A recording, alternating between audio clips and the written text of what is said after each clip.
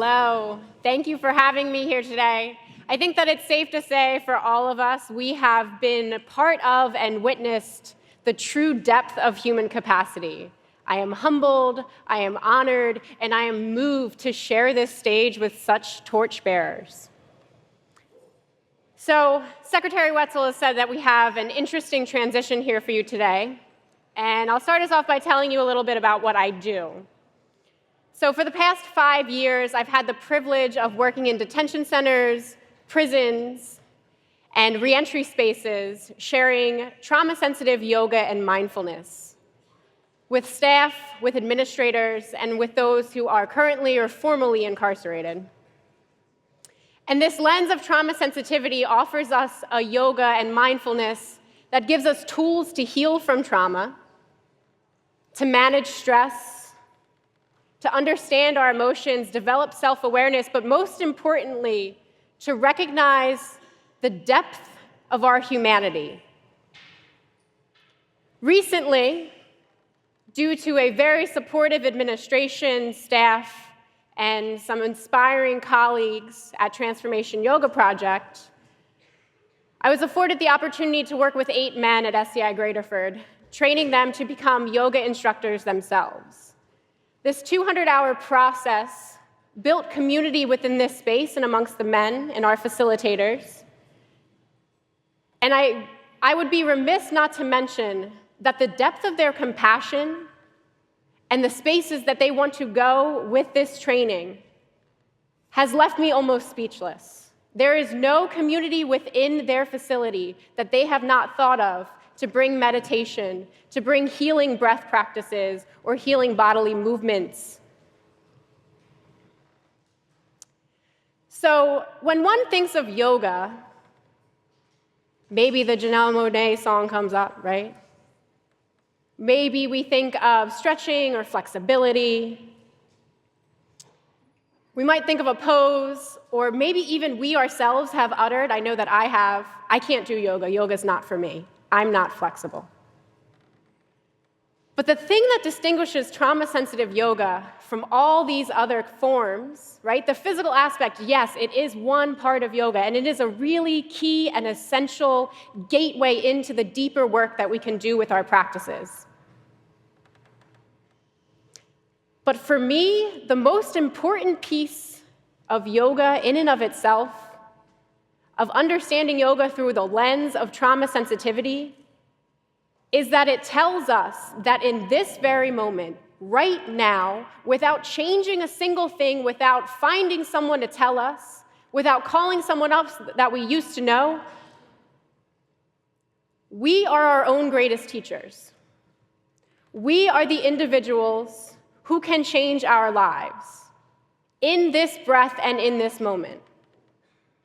Now, there is a myriad of benefits to yoga. Scientifically, it starts to work with our brains.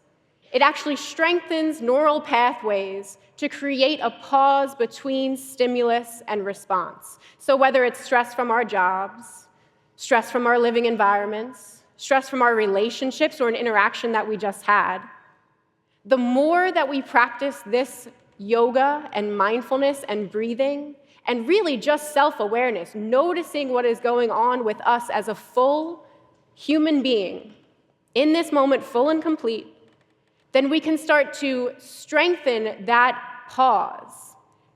We can strengthen the neural pathways that link us to our higher thinking minds and enable us to just be. I wish that I could have some wise answer as to why it is so difficult to just be. I have a couple theories, so if you want to talk about them later, you can find me, right?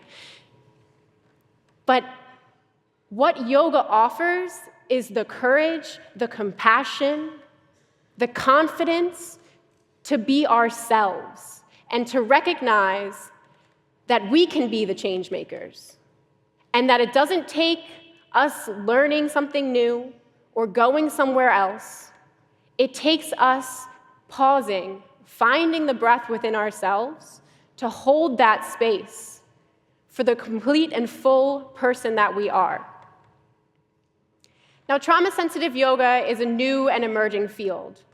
And what it offers is a way to complement existing institutions, existing practices.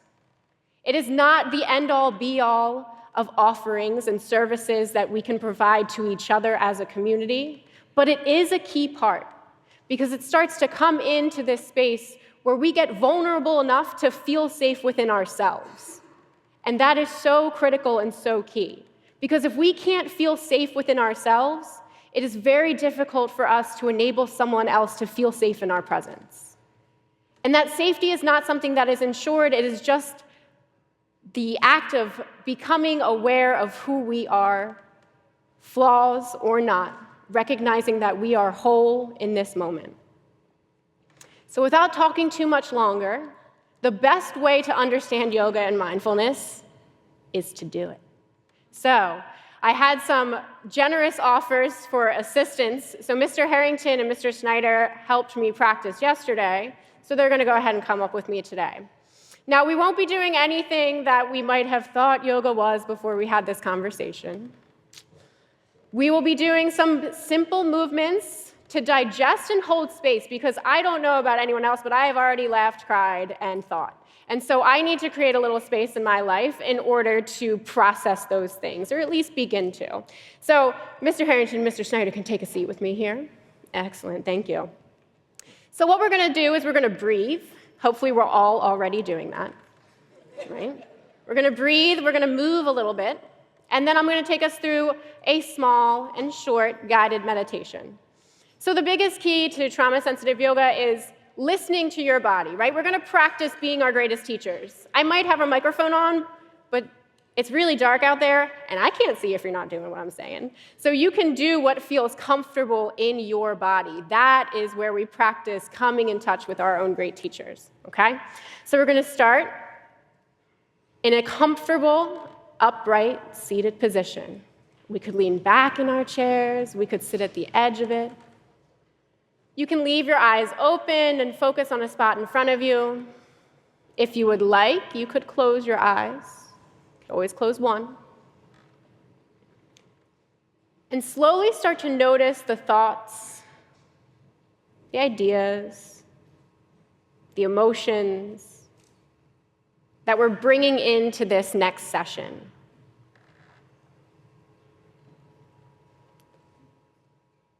Just acknowledging these thoughts, slowly begin to come to your breath.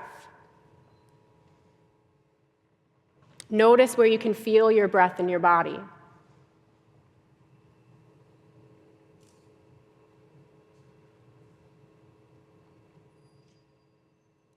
As you notice this breath, slowly begin to imagine that you can deepen it with each inhale and each exhale.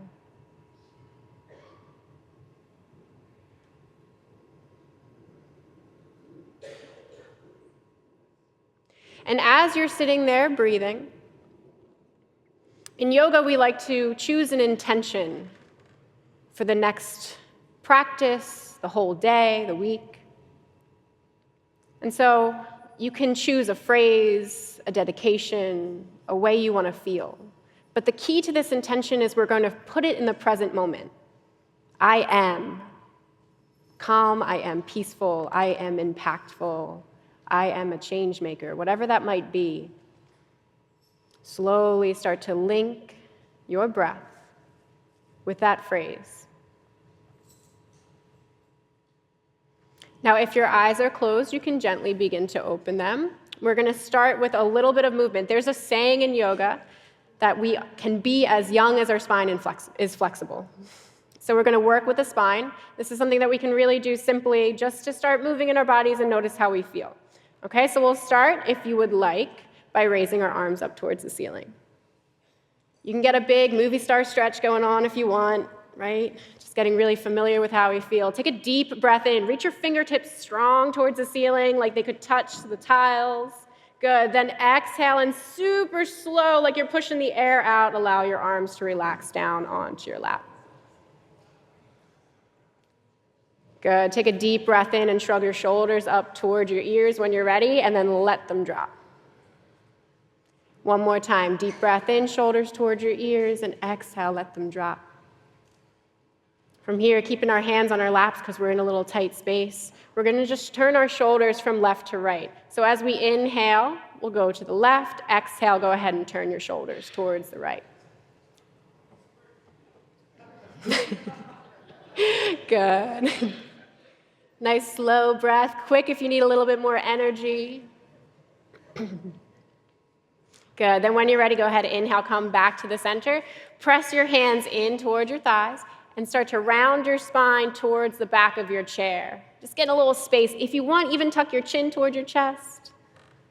Take a deep breath in and a full breath out. Then when you're ready, inhale. If you want, you could even add arms up in the air for this one, but let your chest be really nice and proud, sending your chest forward like that intention is radiating out from your heart. It is the truest thing about you in this moment. Deep breath in. And then exhale, slowly relax your hands down. Take a pause and notice how you're feeling in your body. Could be good, bad, or in between, right? All we have to do is notice. And the act of noticing, that is yoga. So if we've ever said before that we can't do yoga, you just did, right? So thank you for that. I'll clap for you because you did the yoga. I just stood here and talked. Good. So we're going to move in towards a meditation next, right? We have just a couple of seconds, but I think that it's important to really try to come into that stillness and hold space for all of the things that we've just noticed. So you can stay in your comfortable seated position. If you want to close your eyes again, you can.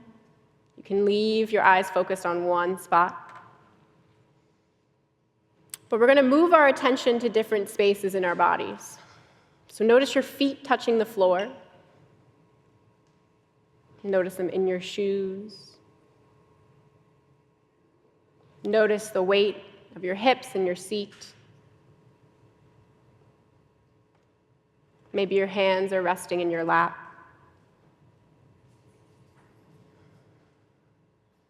And slowly notice your entire body, from the soles of your feet to the top of your head. And as you're aware of your whole body,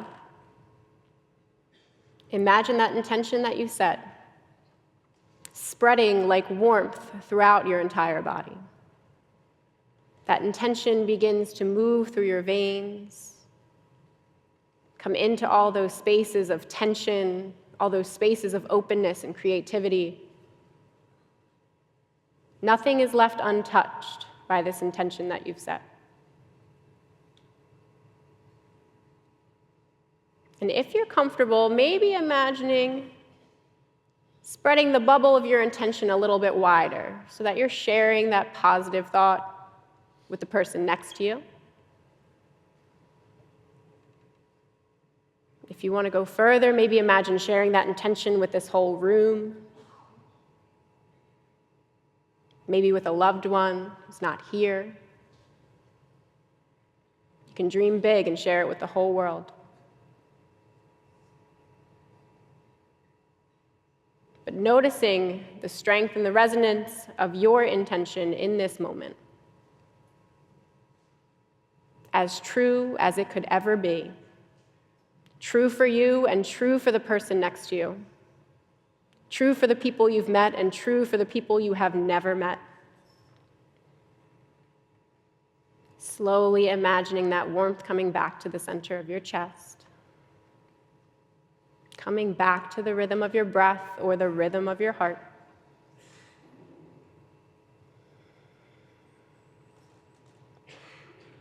If your eyes are closed, you could leave them that way or you could gently open them. I'm going to end with a quote that I had to write down because I didn't want to do it any injustice. This is from one of our graduates from our 200-hour training program at Graterford. I am not confined to this pose, nor the breath that I breathe in it. I travel beyond all of this, the time, the space, the moment which seems to be measured. I am not defined by the conformities of society's limitations, not by the thoughts conveyed by those who know nothing about me. I am granted the ability to be, to exist, to explore, to discover, to transcend, to rediscover the life inside of me. I've been given the wings to fly, to soar, to glide across a sky that was not only created for you or for me, but for all who are able to see. So you are welcome to keep your hands resting in your lap. I prefer to bring my hands together in front of my heart. We'll close our session today with a wish that may all beings everywhere be happy, be healthy, and find freedom in their true selves. Thank you. Thank you.